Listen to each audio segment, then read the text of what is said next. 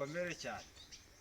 Uyu ni wa mwanya n'ubundi tubagezeho ikiganiro cy'ubuhinzi cy'ubworozi kuri YouTube channel yanyu nkuko mumaze kubimenyera. Ubwo duherukana twavugaga ku kijyanye n'ubworozi bw'ingurube, ariko tuvuga ku buryo guhitamo icyororo. Uyu munsi tugiye kureba none se icyororo cyaje, ikiraro ngiki cyaruzuye, dufite n'amatungo twayazanye. Ese ni gute twakora igaburo? Tugiye kurebera hamwe muri rusange. Ese wazanye amashashi kandi ishashi zawe zikeneye kurya kandi zikarya neza kugira ngo zikure vuba zigire ibiro byinshi, ni iki wazikorera? Ikintu cya mbere tugiye kurebera hamwe muri rusange uburyo dushobora kuvangamo igaburo ryacu kugira ngo ingurube zacu zibashe kuba zakura zigakura neza. Ikintu cya mbere turi buhereho turahera ku buryo tuvanga. Tugiye gukora igaburo ry'ibiro rigizwe n'ibiro 100. Mu biro 100 turaza kwifashisha ibihwagari, ibigori, indagara n'ibisigazwa byo ku bigori ari byo bakunda kwita buranda, tunongeremo ka kokiye gakeya. Tuzaza gushyiramo nyuma n'icyo bita premix. Okay, dutangire mukurikire neza ntuciye. Cya mbere ufata ibiro 50 bya buranda, ugafata ibiro 20 by'ibigori, ugafata ibiro 18 bya soya, ugafata ibiro 8 by'ibihwagari, ugafata kokiye ikiro, ugafata umunyu ikiro, ubundi ugashyiramo premix. Bya bintu byo ko bivuze uko bikurikirana niko bifata ukabishyiramo ukaza kuvanga. Iyo umaze kuvanga rya gaburo ryawe, icyo gihe rizaba ryuzuye kandi ryujuje ubuziranenge. Ntango icyo uzakora ni iki rero? Igaburo noneho tumaze kurivanga turarangije. Ikiba gisigaye ni ukugabura. Kugabura rero ushobora kugabura mu buryo bubiri.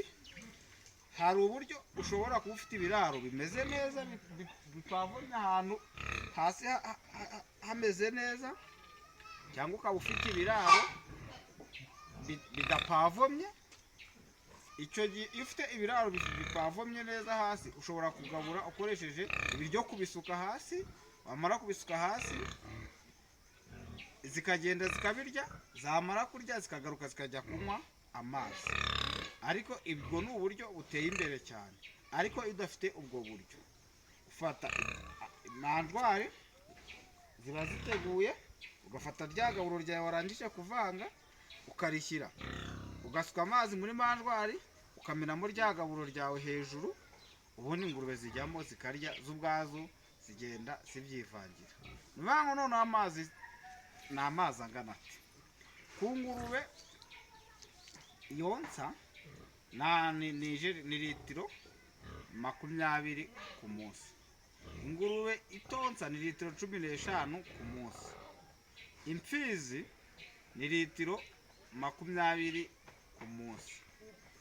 Uvango ayo mazi rero uyakoresha n'ubundi muri rya gaburo ryawe uko ugabura.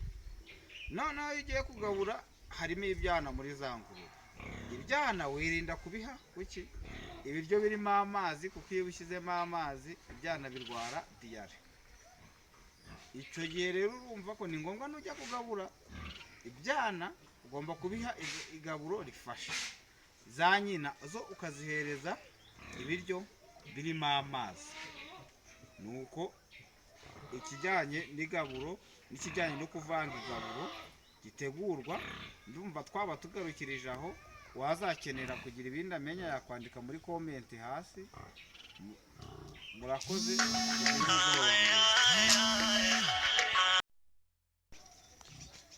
Mukomere cyane.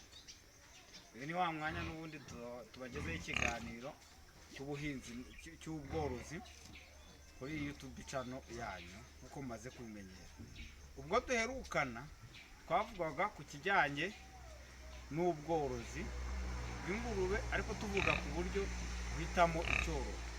Uyu munsi tugiye kureba none se icyororo cyaje, ikiraro ngiki cyaruzuye, dufite n'amatungo twayazanye, ese ni gute twakora igaburo?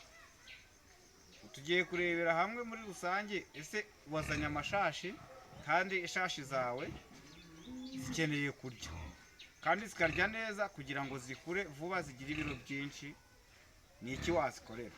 Ikintu cya mbere tugiye kurebera hamwe muri rusange uburyo dushobora kuvangamo igaburo ryacu kugira ngo ingurube zacu zibashe kuba zakura zigakura neza. Ikintu cya mbere turi buhereho turahera ku buryo tuvanga. Tugiye gukora igaburo ry'ibiro rigizwe n'ibiro 100. Mu biro 100 turaza kwifashisha ibihwagari, ibigori, indagara n'ibisigazwa byo ku bigori ari byo bakunda kwita buranda, tunongeremo ka kokiye gakeya. Tuzaza gushyiramo nyuma n'icyo bita premix. Okay, dutangire mukurikire neza ntucike.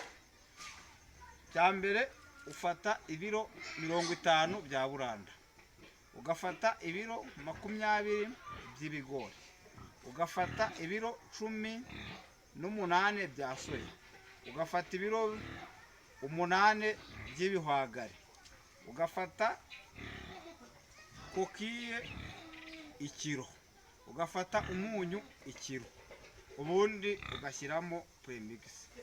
Bya bintu byo ko bivuze uko bikurikirana niko bifata ukabishyiramo ukaza kuvanga.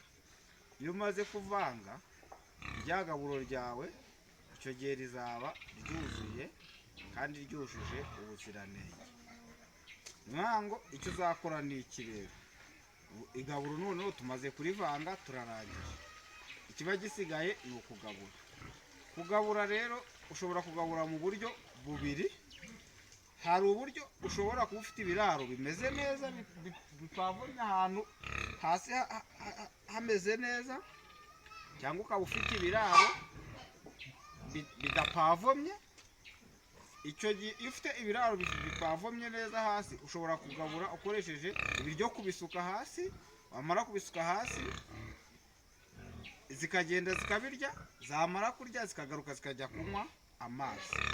Ariko ibwo ni uburyo buteye imbere cyane. Ariko iyo udafite ubwo buryo, ufata manjwari ziba ziteguye, ugafata rya gaburo ryawe warangije kuvanga ukarishyira, ugasuka amazi muri manjwari, ukamenamo rya gaburo ryawe hejuru, ubundi ingurube zijyamo zikarya z'ubwazo, zigenda zibyivangira. Nibango none amazi ni amazi angana ati: ku ngurube yonsa ni litiro 20 ku munsi. Ingurube itonsa ni litiro 15 ku munsi. Imfizi ni litiro 20 ku munsi. Mwango ayo mazi rero uyakoresha n'ubundi muri rya gaburo ryawe uko ugabura. Noneho iyo ugiye kugabura harimo ibyana muri za ngurube. Ibyana wirinda kubiha kuki ibiryo birimo amazi, kuko iyo bishyizemo amazi ibyana birwara diyare. Icyo gihe rero urumva ko ni ngombwa nujya kugabura ibyana ugomba kubiha igaburo rifasha. Za nyina zo ukazihereza ibiryo birimo amazi. Nuko ikijyanye n'igaburo n'ikijyanye no kuvanga igaburo gitegurwa. Ndumva twaba tugarukirije aho. Wazakenera kugira ibindi amenya yakwandika muri comment hasi. Murakoze.